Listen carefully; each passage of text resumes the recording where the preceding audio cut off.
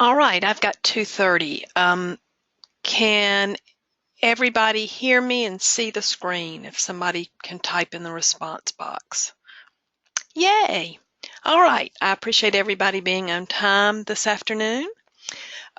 We're going to talk about a couple of things and then we'll talk about some next steps. We're going to talk a little bit about Enrich, the summary of performance for those of you that have exiting seniors, the summer reporting calendar as we know it right now, end of the year comprehensive program reviews, and then some resources that I wanted to make you aware of. And we do have dates for summer trainings at this point. Enrich. We are going to talk about a couple of topics with Enrich that have come up. The first of these is reports in Enrich.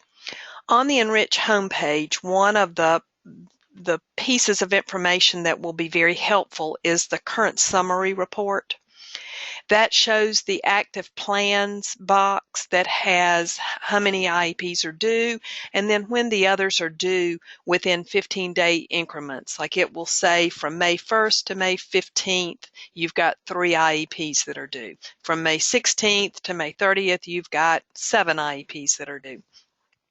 The next box down is the actions box, which shows similar information for various open actions like behavior intervention plan reviews, manifestation determination reviews, summary of performances, those kinds of things, anything that you have an open action for.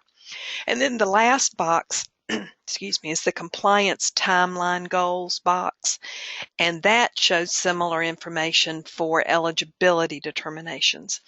The eligibility determinations part is both for initial evals and re-evals, so you kind of have to be careful with that. The district coordinators and I have worked with Lori James to try to create some reports that we can run. And for those of you who were familiar with Accent, you know, we had the Indicator 11 60-day timeline report. We had caseload reports. We had related services reports. We soon, I hope, will have similar reports that you can access from the home page by clicking on Reports, Create Manage Reports. It's on the right-hand side of the page. And there will, when you click on that, you get several options, and one is Reports Shared with Me. We're working on adding reports under this section, so when we get a report built that does what we want it to, we will test it out to make sure that it works and gives us the information that we need, and then we will share it with you. And I'll try to send out an email each time we add a new report. I do want to remind you, it's something that we just found out. If you'll work on assigning a team lead for all students, this will make running reports for various services or goals or progress monitoring possible. We found out last Monday that unless there is a team lead assigned, there are a lot of reports that we simply cannot run because there is no team lead assigned. And I think on the bookshelf there is a cheat sheet for assigning team leads, but it's a fairly simple process. We've had some folks that have said they have been working in Enrich. They've entered data, for example, for a reevaluation, and then when they go back to try to find it, it's gone. When I check the audit log, or one of the district coordinators checks the audit log, there's no record of anything having been entered at all. But for example, one of the schools could send me a copy of the meeting notice that they had printed out to send to a parent. So I knew that something had been done, even though there was nothing in the audit log. What we think we found out is that if you are working in Enrich, although it auto-saves periodically, If you just close out your browser, if you just X out your browser, it does not save that. And in fact, doesn't even record any actions. So that when I would go back into the audit log, it would look as if nothing had ever been created for that student. So make sure when you are getting ready to stop working in Enrich that you click Save at the bottom of whatever page you're on, go back to Enrich homepage, and actually log out of Enrich, and then you can X out or close out your browser. We think this is what's happening when your work is just all gone and there's no record in the audit log of that. If you come to a point where you know you have saved, have then gone back to the home page and logged out, and you've still lost it, let us know and we'll put in a help ticket again. But when we've done that the last couple of times, the Enrich folks have indicated that it's probably because even though Enrich auto saves, if you just close out your browser instead of going back and logging out on the home page, you're losing everything. So make sure that you're logging out of Enrich appropriately. And I mean, we had one of the schools that had created everything for a reeval and ended up having to recreate everything. I hope this is what's going on, and that the easiest way to fix it is to make sure that you're going back to the Enrich homepage and logging out, saving and then logging out. And like I say, we'll kind of monitor that. If you are doing that and still losing work, let us know. Uploading attachments, please remember to upload all transfer IEPs from the previous district, all signature pages, and signed evaluation plans, eligibility determinations, anything that has to be signed. If it's a separate signature page, please make sure that you are uploading the signature page with whatever document it goes with. For example, if it's an IEP signature page, make sure you're uploading it to that IEP on the Programs tab.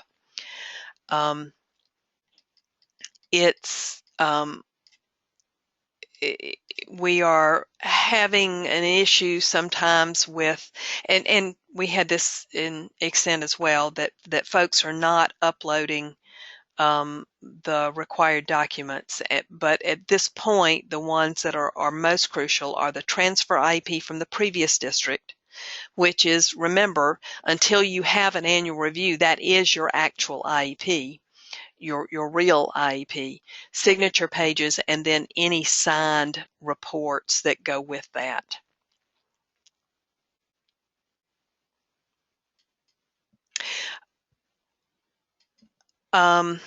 Let's talk for a minute about summary performance, and I know this doesn't apply to all of you. This applies to any school that has graduating seniors or aging out seniors. You're required to do a summary of performance that includes a description of the student's academic achievement and functional performance and recommendations on how to assist that student in meeting post-secondary goals.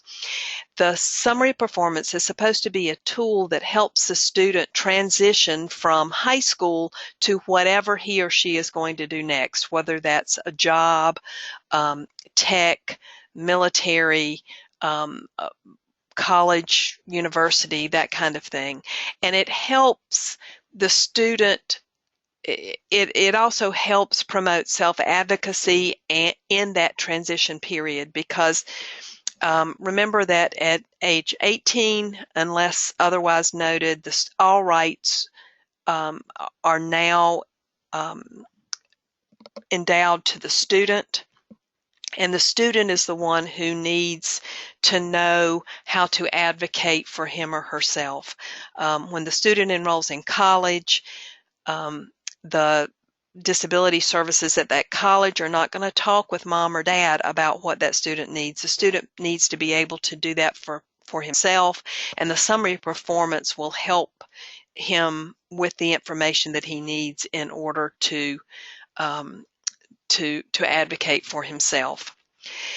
The enriched version is similar to, but much more extensive than what we have used in the past. It has to be completed for any student who's graduating with a regular high school diploma or any student who is aging out, that 21-year-old student. It can be completed through an IEP meeting, but it's not required to complete it through an IEP meeting. You have to get input from the student's teachers, parents, and the student in order to complete the form or the process in Enrich. There are cheat sheets on the bookshelf, but this is basically a two-step process. You're going to complete the summary of performance, and then you'll also complete an exit notice. And we'll talk about how to do both of these processes. The exit notice then automatically generates a graduation notice for students who are graduating with a high school diploma, and that's the good news. So when you add action, exit notice, and complete that, it will automatically generate the graduation notice for students graduating with a regular high school diploma. And the graduation notice simply says something like, we are glad to inform you it looks like so-and-so is on track to earn a regular high school diploma, has earned all the credits, blah, blah, blah, blah, blah. Congratulations on graduating with a regular high school diploma. And that's great for kids that are actually graduating with a regular high school diploma. Unfortunately, Enrich generates this exact same notice for students who are aging out. So you have got to be careful not to print that graduation notice and hand it out to students who are aging out. So let's talk about the process. You will go into Enrich, add action, summary of performance. You will fill out that information, and it's information that includes the student's present levels. It includes strengths and weaknesses. It includes accommodations the students had in school, and it will include recommendations for employment or an employer or post-secondary school, college, university, tech school that might be appropriate for the student in the next setting, whether it's employment or education. And you'll go through this process. The cheat sheet on the bookshelf tells you that for present levels, strengths and weaknesses, for example, you have to check, yes, this is a strength, or no, this is a weakness. If you don't address an area at all, Enrich automatically generates this is a weakness statement. And unfortunately, you do have to address every area in the summary of performance, or it will, even if you put NA, or it will generate a blank box with the prompt there. But again, the directions, it's fairly straightforward, although it is lengthy. But the directions are on the bookshelf. When you finish the summary of performance, a student is going to get a copy of his most current IEP, progress report for all of the goals in that IEP, the most recent re-eval report if you have it, the summary performance, and if the student is exiting with a high school diploma, he will receive the exit notice and a graduation notice. So at the end of the school year, or at the point that you are generating the summary of performance, the student is going to get these documents. That's graduating with a regular high school diploma. So exit notice and graduation notice. For a student who is aging out, follow the steps on the bookshelf, and then that student's going to receive a copy of most recent IEP, progress report for all goals, the most recent reeval report if you have it, the summary of performance, and only the exit notice, not the graduation notice. Because again, that graduation notice says, congratulations on earning a regular high school diploma, and students who are aging out have not earned the regular high school diploma. Don't forget then to exit the student and enrich. And remember, if you've got a student that is a senior particularly, that is not graduating with a regular high school diploma and not exiting due to aging out, that student has to have an IEP for the next year.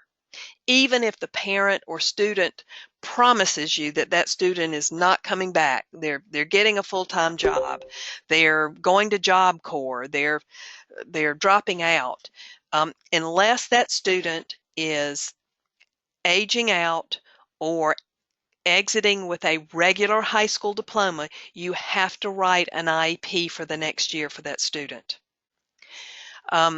Another thing that comes up at this point in the year is that you may get a request from a parent or a student for a full reevaluation because the college or university or voc ed program that the student's going to enroll in requires a full evaluation for entrance. The Office of Special Ed Programs in DC has made it very clear that this kind of evaluation is not the responsibility of the school. You don't have to conduct a reevaluation for the purpose of meeting a requirement from another agency. Now, if it's the 3-year cycle or the school is determined that the student needs a reevaluation and you need to gather additional information for whatever reason, you certainly would do that. However, if it's to meet the entrance requirement from another agency, university, voc ed program, that kind of thing, you are not required to do that type of reevaluation. And I would be very surprised, it'd be difficult to think of a situation where you've got a senior that's due for his 3-year reevaluation and you're going to gather additional information. I mean, this kid's getting ready to leave with a regular high school diploma or getting ready to age out. So I'm not saying it never happens, but it would be very rare that as a senior or aging out student with a 3-year reeval, you would need to gather additional information. It's possible, but not probable.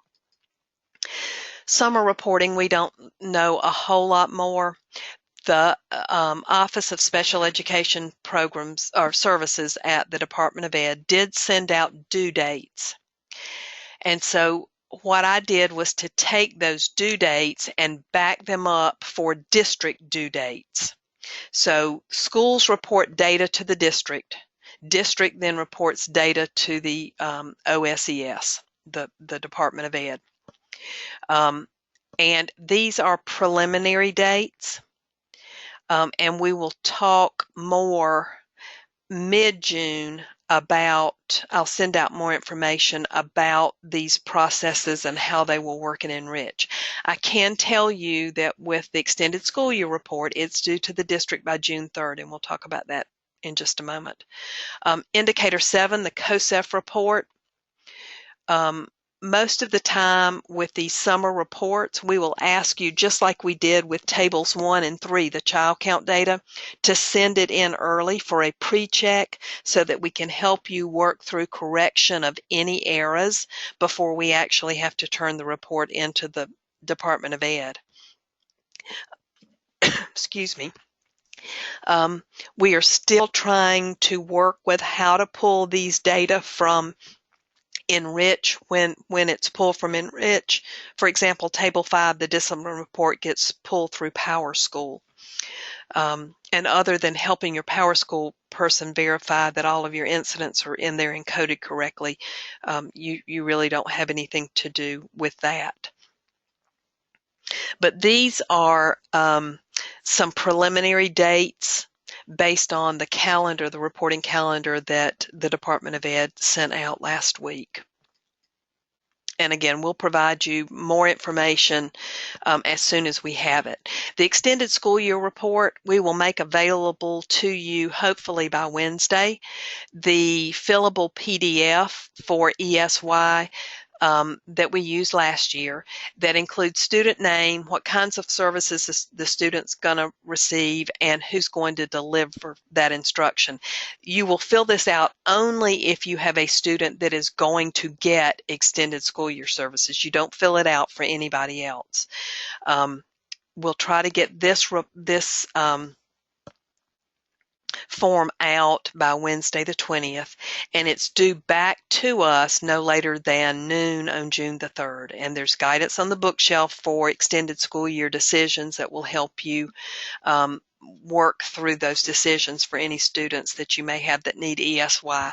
There's also great information about the difference between traditional summer school and extended school year. This information is due to the Department of Ed because you do get a little bit of money for each ESY student. It's not much, but we do have to have the information for anybody that you are going to provide ESY services to.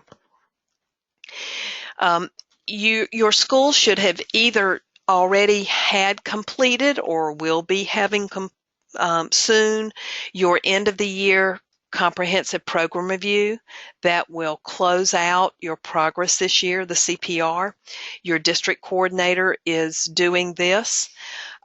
You're going through all of the items on the CPR to see where you are, tie up any loose ends, talk about any improvement plans or corrective action plans that are out there for progress, and kind of documenting end of the year results.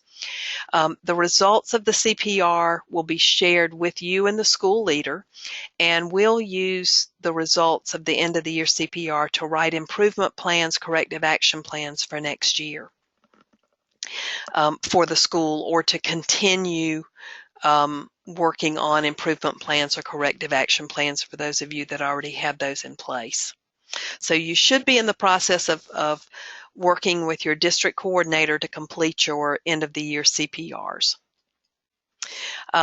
Next year, along the lines of CPR, we will be providing more support through virtual means or phone conferences, online support through GoToMeeting or through TeamView, and we will be providing training in this summer in some of those virtual means so that everybody's comfortable with us.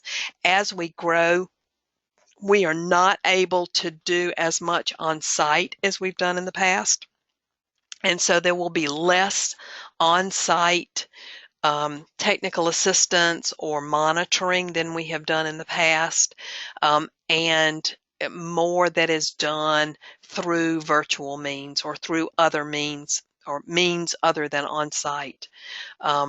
There will be more accountability at the school level, less hand-holding. Remember that our district was created as an authorizer, not as a traditional district. So the expectations are different. We are discussing some other means of support when schools are struggling, but just remember that, especially for returning schools, that your policies and procedures, you should have appropriate policies and procedures in place as you're going through everything, so that if you as a coordinator were to leave, someone else should be able to, with a little bit of training, should be able to step in and continue to implement the process and program you've got in place. But just know that there will be less on-site face-to-face support next year as we grow. That doesn't mean that there'll be less support. It just means that the support will be provided through other means, again, like through TeamView virtually, or GoToMeeting, or telephone, or those kinds of things, Skype, those other options.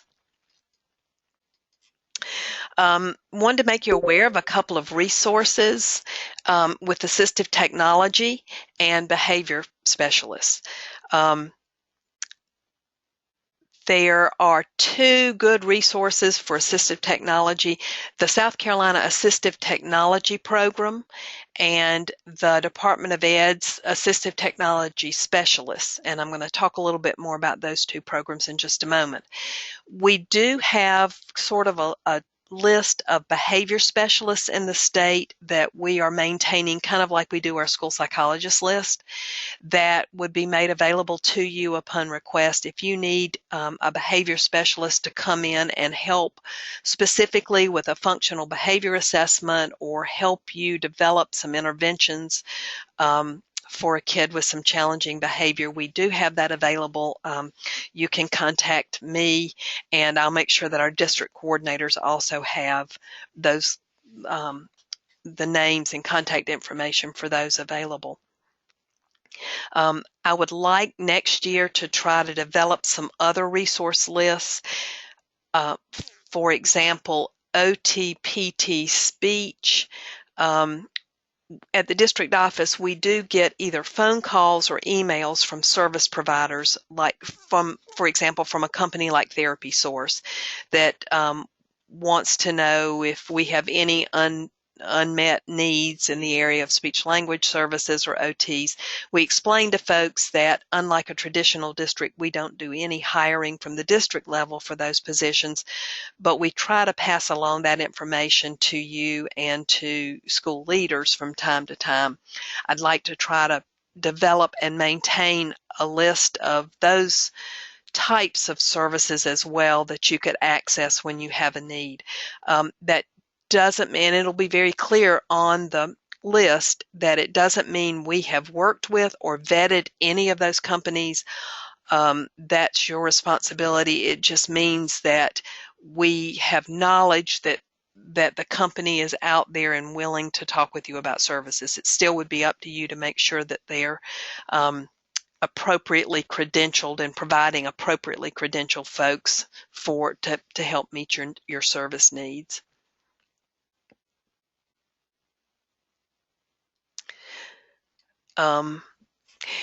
The South Carolina Assistive Technology Program is located on the campus of Midlands Regional Center for DDSN, which is off of Farrow Road here in Columbia. They provide telephone assistance, on-site assistance to schools. They have an equipment demonstration center that families or schools can go and try out equipment, kind of play with it to see if it's going to meet a students' needs. They also have a lending library where they will loan equipment to you, and if they don't have a specific piece of equipment that a school needs, they will help you find it. They have comprehensive training in the area of AT that's available, and an online exchange program, as well as an annual expo.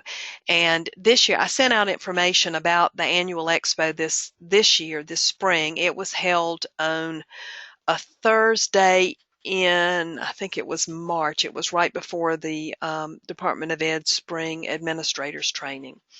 But I've listed the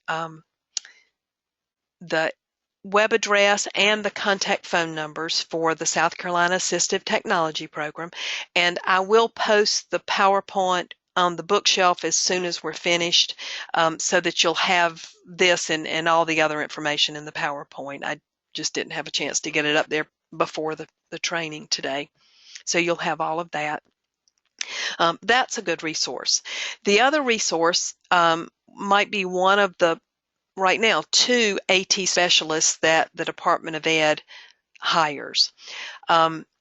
They are available to provide professional development workshops, presentation, either face-to-face or virtually, on how to form an assistive technology team, how to provide supports, how to collaborate with your school's instructional technology specialist if you have one.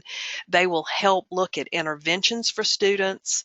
They'll provide training on how to conduct evaluations and assessments for assistive technology. They'll help you identify funding resources, grant opportunities, or help hook you into a funding network. And they do have a newsletter that they send out about free software, scheduled trainings, and upcoming events. And we are going to have one of those assistive technology specialists come in and do one of our fall optional professional developments. We're going to continue that in the fall. We had our last one this morning, and Jamie Hubbard and Brittany McCutcheon and Marianne Carter did a great job with talking to folks about how to work with outside service providers, both from the school perspective and from the outside service provider perspective. We'll get that information up on the bookshelf as soon as we can as well. But we're going to have one of the AT specialists from the Department of Ed come in and talk with you about assistive technology in the fall, and I will include their contact information in the PowerPoint when I update it before I post it. We will get you the additional information on summer reporting as soon as we can get it from the Department of Ed. We, again, will pick up with the optional professional development in September. Please let us know, either me or one of your district coordinators, if you have suggestions for topics. Remember, it's a 2, maybe a 3-hour time period, so keep that in mind. For example, I know that folks would like more information on response to intervention and RTI. Unfortunately, that's not something we can do in 2 hours. That's a several day presentation type thing, and but excuse me. But if you've got topics that you would like more information on, please let us know, and we'll be glad to try to work those into the schedule. We do have one more webinar GoToMeeting, which will be Monday, June 1st. Now, this will be the first Monday in June rather than the second Monday. It'll be at 2:30 again. And then our summer trainings, July 29th and 30th, we'll have all new special education coordinators to the district and schools that are on improvement or corrective action plans. And we will let you know, if you don't already know who you are with the improvement or corrective action plan, we'll let you know. So any school that has a new special education coordinator, we anticipate opening 2 new schools in the fall. They both are high schools and will open with 1 grade only. One is called Next High School, and it will open with a 9th grade. They will then add a grade up each year. And the other high school is Early Career Academy, and they are a middle college program. So they will only have 11th graders this first year, and they will add 12th grade the next year, but it'll be very similar to Midlands Middle, with the dual enrollment in a tech college program. Both of those are opening in the Greenville area. So July 29th and 30th will be for all new special education coordinators in the district and school coordinators that are on improvement corrective action plans. And then August 5th will be all special ed coordinators. So we'll do our face-to-face, our first face-to-face on August 5th with everybody. With corrective action and improvement plans, we do have schools that are making great progress with corrective action plans and improvement plans. And we've got some schools in situations where you have corrected everything that we have identified with our assistance, and the plan would carry over next year until we see that you can now carry out the process without our assistance. So for example, if you have a corrective action plan because you had difficulty writing compliant transition IEPs, and with our pointing out to you where the issues are and helping you correct it, you've made those corrections. The next step in carrying over your corrective action plan would be for you to demonstrate the ability to write good, effective transition, good compliant transition IEPs on your own without any help from us. And in most cases with corrections, after you've made your corrections, we ask to see 3 to 5 or so IEPs or reevals or whatever the issue was that you've done on your own to make sure that you understand the process and can carry through without assistance. So July 29th and 30th, and then August 5th for all special education coordinators. Those are all face-to-face meetings, and we'll be here at the district office in the training room. We will, and again, I'll let you know we'll let you know very quickly, like by the end of this week, if you're one of the schools that will need to attend the July 29th and 30th because of improvement or corrective action plans. That's all I have at this point. I know this is a busy time, and I know that we are finishing up makeup testing. For the most part, as far as we can tell from the school level and the district level, we all survived Aspire, ACT, Work Keys, and PASS. It was an experience, as I'm sure all of you know, and one that I hope we don't have to repeat again anytime soon with trying to implement so many new tests in one year at the last minute, or at least that's what it felt like. We do appreciate all that you're doing and all that you did to help with that process and working with your school test coordinators. And in some cases, I know we had special ed coordinators that had to step in at the last minute because of family emergencies or illnesses to actually kind of take on the role of test coordinators. And of course, we've got some of our school special ed coordinators that are also the school level test coordinators. So I appreciate everything y'all did to make that go as smoothly as possible under those challenging circumstances. I'll hang around for a couple of minutes to see if anybody else has any questions. I'll get the PowerPoint uploaded, if not this afternoon, then first thing in the morning, and we will get the recording posted as quickly as Mr. V gets back and can do it. He has knowledge of the magic that it takes to convert the recording to some other format and post that I don't have access to. I have other magic, just not magic in that area. Hope everybody has a good rest of the week, and let's finish out school this year. Thanks.